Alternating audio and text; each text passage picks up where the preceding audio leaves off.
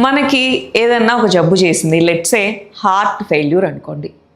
మనం అప్పటికప్పుడు ఆర్డర్ ఇస్తే రెడీమేడ్గా ఒక హార్ట్ తయారు చేసుకొని వచ్చి ఆపరేట్ చేసి మనకు పెడితే ఎలా ఉంటుంది కదా. సో అలాగే బ్లడ్, ఏదో జెనెటిక్ డిజార్డర్ ఉంది, ఆ జెనెటిక్ డిజార్డర్ వల్ల బ్లడ్ మొత్తాన్ని రీప్లేస్ చేయాలి.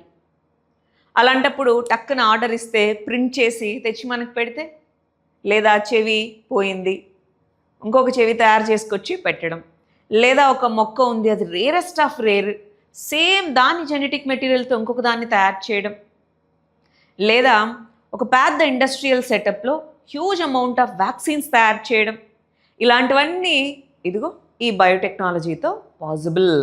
జెనెటిక్ ఇంజనీరింగ్ అనే టెక్నాలజీస్, రీసెంట్గా వస్తున్నటువంటి అప్డేట్స్ అవన్నీ కూడా బయోటెక్నాలజీలో పార్టే.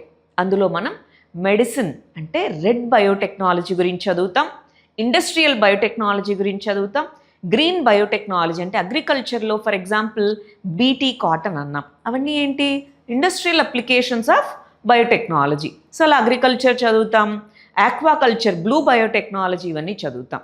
టెక్నాలజీస్, అప్లికేషన్స్, దానికి సంబంధించిన ఇన్స్టిట్యూషన్స్, పాలసీస్, అందులో బయోటెక్నాలజీ రంగంలో ఏ విధంగా ఇండియా ముందుకెళ్తుంది, దానికి సంబంధించిన పాలసీస్ ఏంటి, ఇంకేం కన్స్ట్రెయింట్స్ ఉన్నాయి, ఏ విధంగా వాటిని ఓవర్కమ్ అవ్వాలి, అవన్నీ మనము ఈ బయోటెక్నాలజీ చాప్టర్లో చదువుకోవాలి.